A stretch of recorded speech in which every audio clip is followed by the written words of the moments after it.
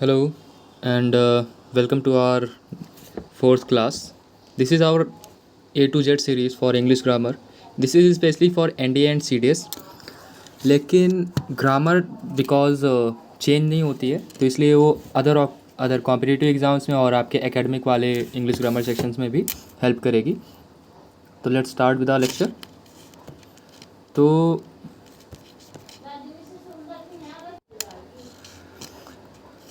आज हमारा टॉपिक है ऑक्सिलरी वर्ब्स या हेल्पिंग वर्ब्स. तो ऑक्सिलरी वर्ब्स दो तरह की होंगी, प्राइमरी ऑक्सिलरी वर्ब्स और दूसरा यहाँ पे मॉडल ऑक्सिलरी वर्ब्स. इसके बाद यहाँ पे प्राइमरी ऑक्सिलरी वर्ब्स अगर देखें तो ये तीन तरह की होंगी, बी की फॉर्म, हैव की फॉर्म या डू की फॉर्म. और मॉडल वर्ब्स आप सब जानते होंगे, इनसे फेमिलियर होंगे कि मॉडल वर्ब्स क्या होती हैं. ये may, might, can, could, should, need, dare, ought to, ये सब की सब होती हैं मॉडल वर्ब्स. ओके. अभी यहाँ पे प्राइमरी ऑक्सिलरी वर्ब्स को देखें तो बी की फॉर्म होती है. बी मतलब होता है होना. ओके. तो ये कोई चीज़ का होना, जैसे कि आई एम, मैं हूँ एक doctor, I am a doctor. Okay. तो is, am, are, was, were, be, been, being, इनका हम अलग तरह से यूज़ करते हैं, अभी आगे देख लेंगे. और हैव की तीन होती हैं, हैज़, हैव, हैड. ओके. इनका हम यूज़ देख चुके हैं टेंस वाले सेक्शन में कि ये अलग अलग हेल्पिंग वर्ब्स किस तरह से हम यूज़ करते हैं.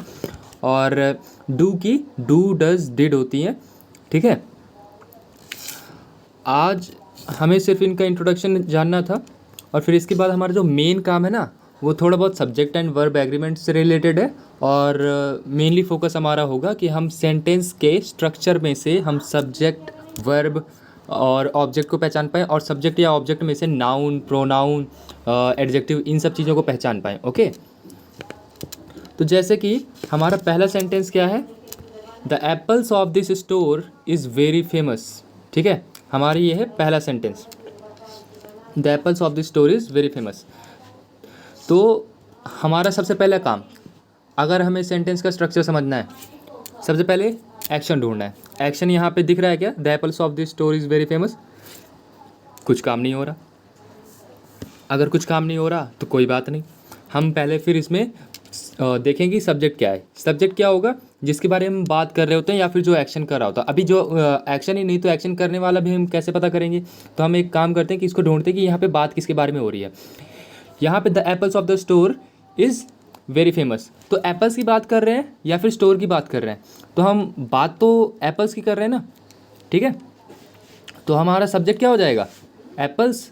और यहाँ पे अगर हम एप्पल्स देखें तो एप्पल्स तो प्लूरल है, प्लूरल के लिए हमारे प्लूरल वर्ब आनी चाहिए थी, लेकिन यहाँ पे इज़ यूज़ किया गया है. तो इस हिसाब से ये इज़ तो गलत है ना. इसकी जगह पे हमको क्या यूज़ करना चाहिए था, आर यूज़ करना चाहिए था. राइट. और अगर हम इसी को सेंटेंस के स्ट्रक्चर से देखें, सेंटेंस का ये अफर्मेटिव दिख रहा है ना, अफर्मेटिव कैसे पता चलेगा, यहाँ पे लास्ट में फुल स्टॉप होगा और स्टार्टिंग कभी भी किसी हेल्पिंग वर्ब से या फिर किसी मॉडल वर्ब से नहीं होगी. ओके. तो यहाँ पे अगर हम सेंटेंस के अफर्मेटिव का स्ट्रक्चर देखें तो subject plus helping verb plus main verb plus object. Right. तो हेल्पिंग वर्ब आपकी क्या होती है, is, am, are, was, verb, मैं वो तुमको बता चुका हूँ. तो यहाँ पे हेल्पिंग वर्ब देखो, ये रही इज़. ठीक है. इसके पहले सब्जेक्ट आना चाहिए, है ना. तो सब्जेक्ट यहाँ पे क्या है, इतना बड़ा, इतना सारा बच रहा है, तो the apples of the store, तो क्या ये पूरा सब्जेक्ट है. सब्जेक्ट यहाँ पे अगर देखो ऑफ कभी लिखा हो, ठीक है, तो ऑफ के बारे में एक चीज़ याद रखना कि ऑफ के दोनों तरफ नाउन्स होती हैं. और सब्जेक्ट के बारे में मैंने तुमको एक और चीज़ बताई थी कि अगर सब्जेक्ट या ऑब्जेक्ट है तो वो सब्जेक्ट या ऑब्जेक्ट सिर्फ और सिर्फ नाउन या फिर प्रोनाउन हो सकता है. ओके. तो यहाँ पे हेल्पिंग वर्ब के लेफ्ट में आपको सब्जेक्ट दिखेगा और सब्जेक्ट क्या हो सकता है, या तो नाउन या फिर प्रोनाउन. तो the apples of the store ये हमारा पूरा सब्जेक्ट बन जाएगा इस हिसाब से. तो यहाँ पे आप देखोगे कि एप्पल्स की बात हो रही है, स्टोर की बात नहीं हो रही. क्यों, क्योंकि आप खुद सोचते हो, जैसे कि मैं बोलता हूँ रवि की गाड़ी, तो आप रवि की बात कर रहे हो क्या, कि गाड़ी की बात कर रहे हो. जैसे कि रवि की गाड़ी बहुत अच्छी है, तो आपने जो बोला कि बहुत अच्छी, क्या रवि बहुत अच्छा है या फिर रवि की गाड़ी बहुत अच्छी है, गाड़ी की बात करो ना आप. तो उसी हिसाब से ये भी होता है, the apples of the store is very famous, तो आप एप्पल्स की बात कर रहे थे. ओके. तो यहाँ पे एप्पल्स हो जाएगा हमारा मेन सब्जेक्ट, तो एप्पल्स के हिसाब से हमारा ये आना चाहिए था हेल्पिंग वर्ब, तो इसकी जगह पे आर हो जाएगा, है ना। और फिर अगर हम अगला सेंटेंस देखें, the principal with his students are coming, तो मैंने आपको काम क्या बताया था सबसे पहले, जब भी आपको सेंटेंस देखना है तो उसमें मेन वर्ब ढूंढना है या फिर एक्शन ढूंढना है। एक्शन क्या हो रहा है, कमिंग, आने का काम कर रहा है। कौन कर रहा है, प्रिंसिपल आ रहे हैं विद हिज स्टूडेंट्स, ठीक है।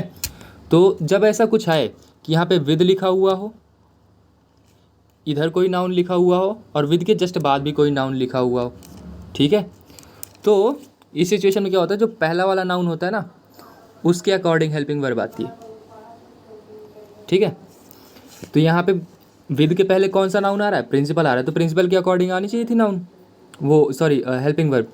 तो प्रिंसिपल के साथ में आप आर लगाओगे क्या, नहीं, प्रिंसिपल के साथ में आप इज लगाओगे, क्योंकि प्रिंसिपल एक सिंगुलर नाउन है ना। और आप खुद सोचो कि आ रहा है, कौन आ रहा है, प्रिंसिपल आ रहे हैं विद हिज स्टूडेंट्स, तो आपका मेन फोकस किधर है, प्रिंसिपल की तरफ या स्टूडेंट्स की तरफ, ऑफ कोर्स प्रिंसिपल की तरफ है, क्योंकि आप प्रिंसिपल के साथ में वो आ जा रहे हैं, वो ऐसा समझ लो कॉम्प्लीमेंट्री हैं कि वो बस आ ही जा रहे हैं, ओके। तो आपका मेन फोकस है प्रिंसिपल की तरफ, तो यहाँ पे प्रिंसिपल के हिसाब से ये आपकी हेल्पिंग वर्ब आनी चाहिए थी और ये आर की जगह पे इज आएगा, ओके। और फिर अगर हम अगला सेंटेंस देखें, I will be doing my homework tonight, तो इस हिसाब से हमारा मेन वर्ब क्या हो जाएगा, डू, करना, है ना। मेन वर्ब तो ये हो गया। अब मेन वर्ब के जस्ट पहले हमारी हेल्पिंग वर्ब होती है ना। तो ये देखो विल बी, मैंने आपको बताया था कि जब फ्यूचर कॉन्टिन्यूस होता है तो उसमें विल बी या शैल बी आपकी हेल्पिंग वर्ब्स होती हैं। तो यहाँ पे आई के साथ में देखो ये प्रोनाउन है ना। तो जब आप सब्जेक्ट और वर्ब का एग्रीमेंट देखोगे ना, तो या तो नंबर के हिसाब से होता है या फिर पर्सन के हिसाब से होता है, ओके। तो नंबर सिंगुलर या प्लूरल, पर्सन सिर्फ प्रोनाउन में होते हैं, first person, second person, third person, okay. जैसे कि फर्स्ट पर्सन कौन होगा, फर्स्ट पर्सन मैं या फिर मेरे साथ वाले, यानी कि हम, आई और वी फर्स्ट पर्सन होंगे, यू सेकंड पर्सन, इसके अलावा जितने बच रहे हैं सब थर्ड पर्सन। प्रोनाउंस में बात कर रहा हूँ, नाउंस में नहीं, ओके। तो यहाँ पे नंबर आप आई देखो कैसा है, सिंगुलर है, वी कैसा है, प्लूरल है। तो यहाँ पे जब हम प्रोनाउंस में पर्सन के हिसाब से बात कर रहे होते हैं ना, तो पर्सन के हिसाब से आई के साथ में क्या लगता है, आई के साथ में शैल लगता है, ओके। और यहाँ पे यूज़ क्या किया गया है, विल यूज़ किया गया, तो यहाँ पे शैल यूज़ किया जाना चाहिए था, ठीक है, ये गलती हो गई। और विल भी यूज़ किया जा सकता है, लेकिन तब जब आप किसी को धमकी दे रहे हो या फिर कुछ आप एक बहुत ही कसम ही खाए ले रहे हैं किसी काम के लिए कि बस ये तो करके ही दिखाना है, ठीक है, तब मुझे अगर यूज़ करना होगा तब मैं शैल की जगह पे आई यूज़ करूँगा, यहाँ पे आई सॉरी विल की जगह पे शैल यूज़ करूँगा, जबकि यहाँ पे सब्जेक्ट आई या फिर वी हो, तब भी मैं वहाँ पे विल का यूज़ कर सकता हूँ। अब यहाँ पे मैं सेंटेंस का स्ट्रक्चर देखना चाहूँ तो सेंटेंस का स्ट्रक्चर कैसे, यहाँ पे आपको मेन वर्ब ढूंढना है, एक्शन ढूंढना है, तो आई विल बी डूइंग, यहाँ पे डू, है ना, ये आपका मेन वर्ब हो गया। मेन वर्ब के पहले आपकी आनी चाहिए थी हेल्पिंग वर्ब, तो हेल्पिंग वर्ब क्या हो गई, विल बी, और ये करने का काम कौन कर रहा है, आई कर रहा है, तो आई क्या हो गया, सब्जेक्ट हो गया। सब्जेक्ट के हिसाब से ये आपकी हेल्पिंग वर्ब आनी चाहिए थी। अभी हेल्पिंग वर्ब यहाँ पे ये आ गई, मेन वर्ब भी आपने पता कर ली, ऑब्जेक्ट क्या है, आई क्या कर रहा है, होमवर्क कर रहा है, माई होमवर्क, ठीक है, क्योंकि मेन वर्ब के जस्ट बाद आपका ऑब्जेक्ट आना चाहिए था, तो ऑब्जेक्ट क्या हो जाएगा, ये हो जाएगा, है ना, माई होमवर्क टुनाइट। तो ये माई होमवर्क तो तुम्हारा पूरा पूरा है ऑब्जेक्ट। अब अगर हम इसको देखें, माई होमवर्क, होम वर्क, तो क्या है, पूरा का पूरा ऑब्जेक्ट है। मैंने आपको सब्जेक्ट या ऑब्जेक्ट के बारे में बताया था ना कि जो सब्जेक्ट या ऑब्जेक्ट होता है ना, तो वो सिर्फ और सिर्फ नाउन या फिर प्रोनाउन हो सकता है। तो यहाँ पे माई होमवर्क ये प्रोनाउन तो लग नहीं रहा, नाउन ही है ऑफ कोर्स। तो यहाँ पे कौन सा पार्ट क्या है इसको जानने के लिए मैंने बताया था कि अगर कोई नाउन है तो नाउन के जस्ट पहले क्या आ सकता है, कोई एक एडजेक्टिव आ सकता है, ठीक है, और एडजेक्टिव के जस्ट पहले आ सकता है कोई एडवर्ब आ सकता है, और उसके जस्ट पहले कोई आ सकता है एक आर्टिकल आ सकता है, राइट। कभी कभार एडवर्ब की भी क्वालिटी बताने वाला एक वर्ड होता है जिसको हम इंटेंसिफायर बोल देते हैं, तो आर्टिकल और एडवर्ब के बीच में इंटेंसिफायर आ जाता है, ठीक है। तो ये माई होमवर्क, मैं अगर इसको दोबारा लिखूँ माई होमवर्क,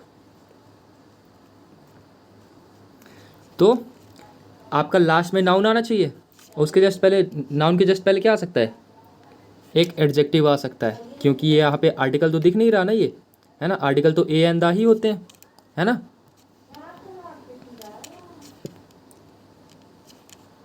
ओके, तो माई क्या हो जाएगा, एडजेक्टिव हो जाएगा। और अच्छा ये लास्ट में टुनाइट क्या है फिर, टुनाइट भी तो बच रहा है। टुनाइट ना एडवर्ब है, एडवर्ब के बारे में मैंने बताया था कि एडवर्ब ऐसे एडवर्ब कैसा है, एडवर्ब ऑफ टाइम है ये, ठीक है, एडवर्ब ऑफ टाइम, इनके बारे में थोड़ा सा आगे डिटेल से पढ़ेंगे। एडवर्ब ऑफ टाइम क्या होता है, एडवर्ब ऑफ प्लेस क्या होता है, एडवर्ब ऑफ मैनर क्या होता है। आपने एडवर्ब ऑफ मैनर बस पढ़ा है अभी, एडवर्ब ऑफ प्लेस और टाइम भी होते हैं, वो आगे पढ़ लेंगे। 4 of the earliest civilization of the world was located on the banks of or near large rivers, ठीक है। तो दुनिया की जो 4 सबसे पुरानी सभ्यताएं हैं, उनमें से 4 लोकेटेड हैं, लोकेटेड थी ऑन द बैंक्स ऑफ और नियर लार्ज रिवर। तो काम क्या हो रहा है, लोकेट होना, कौन कर रहा है, 4 ऑफ द अर्लीस्ट सिविलाइजेशन। तो यहाँ पे 4 देखो, 4 है ना, तो 4 के हिसाब से आपका यहाँ पे वॉज आना चाहिए था क्या, नहीं, वर आना चाहिए था। क्यों, क्योंकि 4 कैसा है, प्लूरल है ना। तो 4 ऑफ द अर्लीस्ट सिविलाइजेशन, मैंने ऑफ के बारे में, ऑफ वाला केस मैंने बताया था कि ऑफ वाला केस में क्या होगा कि ऑफ इधर है तो इसके राइट साइड में भी नाउन आएगा, इधर भी नाउन आएगा।